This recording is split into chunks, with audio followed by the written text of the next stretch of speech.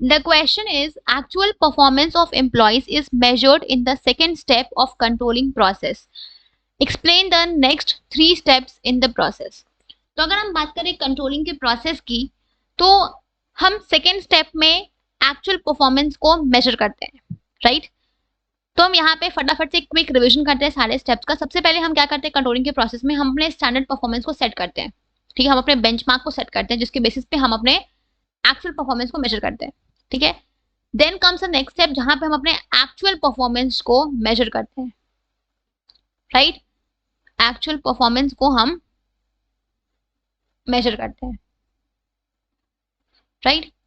इसके बाद जो नेक्स्ट 3 स्टेप्स हम परफॉर्म करते हैं, द नेक्स्ट 3 स्टेप्स जो हम परफॉर्म करते हैं वो कौन कौन से हैं? तो देन होता है आपका, जब हमने एक्चुअल परफॉर्मेंस को मेजर कर लिया, उसके बाद हम क्या करते हैं, उसके बाद हम अपने एक्चुअल परफॉर्मेंस को अपने स्टैंडर्ड परफॉर्मेंस से कंपेयर करते हैं, right? Comparison of actual performance with standards.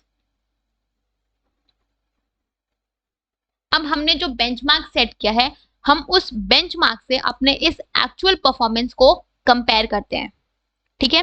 Let's say कि मैंने अपना स्टैंडर्ड सेट किया था, लेट्स से मेरा स्टैंडर्ड परफॉर्मेंस है कि हर एक एम्प्लॉय को पर डे 100 शर्ट्स बनाने हैं, ठीक है? ये मेरा स्टैंडर्ड परफॉर्मेंस है, ठीक है? मेरा जो एक्चुअल परफॉर्मेंस है वो हुआ है लेट्स से 95 शर्ट्स। मेरे वर्कर्स ने, एक वर्कर ने 95 शर्ट्स बनाया है, ठीक है? अब हम क्या करेंगे, थर्ड स्टेप में हम इस एक्चुअल परफॉर्मेंस को इस स्टैंडर्ड परफॉर्मेंस से कंपेयर करेंगे। तो मैंने जब कंपेयर किया कि मुझे बनाने थे 100 शर्ट्स, मेरा टारगेट था, बट वर्कर्स ने बनाए हैं 95 शर्ट्स, यानी कि 5 शर्ट का डेविएशन है, राइट? तो यहाँ पे हमने एक्चुअल परफॉर्मेंस को अपने स्टैंडर्ड परफॉर्मेंस से कंपेयर करके डेविएशंस को फाइंड आउट कर लिया, राइट? तो अगर डेविएशंस हो गया, अब इसके बाद हम क्या करते हैं, इसके बाद हम क्या करते हैं, next step is your analysing deviations. अब हमने ये जो डेविएशन फाइंड आउट किया है, अब इस डेविएशन का क्या रीजन है, ये डेविएशंस क्यों हुए, क्या रीजन है, हम इस चीज को फाइंड आउट करते हैं, ठीक है? अब जब हम इस चीज को फाइंड आउट करते हैं तो आपको 2 चीजें ध्यान में रखनी है। एक होता है आपका क्रिटिकल पॉइंट कंट्रोल, दूसरा होता है आपका मैनेजमेंट बाय एक्सेप्शन।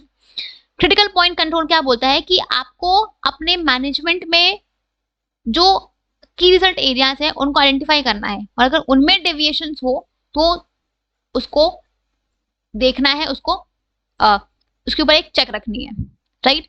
तो यहाँ पे सिंपल सी चीज है कि आपको अपने ऑर्गेनाइजेशन में आपके कौन कौन से की रिजल्ट एरियाज हैं जहां पे अगर डेविएशंस होते हैं तो आपके ऑर्गेनाइजेशन के परफॉर्मेंस पे इम्पैक्ट आएगा, आपको उन एरियाज को आइडेंटिफाई करना है, और अगर उन एरियाज में आपके डेविएशंस होते हैं तो उसको आपको इमीडिएट अटेंशन देनी है, ठीक है?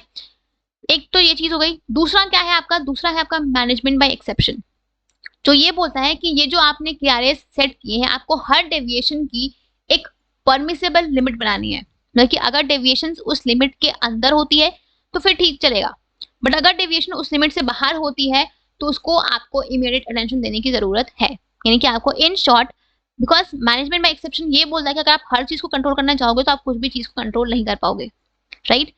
तो इन दैट केस आपको हर डेविएशन की, आपके की रिजल्ट एरियाज में जो भी डेविएशंस हो रहे हैं, आपको हर उन डेविएशंस की एक परमिसेबल लिमिट बनानी है, और अगर डेविएशंस उस लिमिट के अंदर होती है तो फिर ठीक है, अगर उससे बाहर होती है तो उसको आपको इमीडिएट अटेंशन देनी है।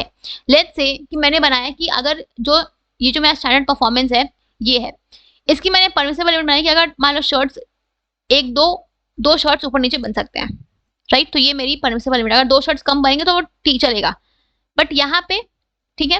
तो अब यहाँ पे हमने डेविएशन को जब एनालाइज किया तो पता चला कि मेरे वर्कर्स ने 5 शर्ट कम बनाए हैं, और मेरी जो लिमिट है वो है +-2 की, मतलब अगर 2 शर्ट्स ऊपर नीचे हो तो चल सकता है, बट यहाँ पे 5 शर्ट्स कम है, यानी कि इस पॉइंट पे मुझे, इस पॉइंट को मुझे कंसिडर करना है, इमीडिएट अटेंशन देने की जरूरत है, ठीक है? नेक्स्ट स्टेप होता है कि अब आपने गलती ढूंढ ली कि आपका गलती ये था, इसकी गलती के पीछे ये रीजन थे, अब उस गलती को ठीक भी तो करना है, राइट? तो नेक्स्ट स्टेप आपका होता है टेकिंग करेक्टिव एक्शंस। अब इस डेविएशन को आप कैसे ठीक कर सकते हो, उसके लिए आपको जो भी एक्शंस लेने होते हैं, आप वो एक्शंस लोगे, taking corrective action, that is the last step in the controlling process. गलती निकालो, रीजन फाइंड आउट करो कि आपने वो गलती क्यों करी है और उसको ठीक करो। ठीक है, ये आपको स्टेप्स परफॉर्म करने होते हैं कंट्रोलिंग के फंक्शन में। ठीक है, these are the next 3 steps of the controlling function. Clear?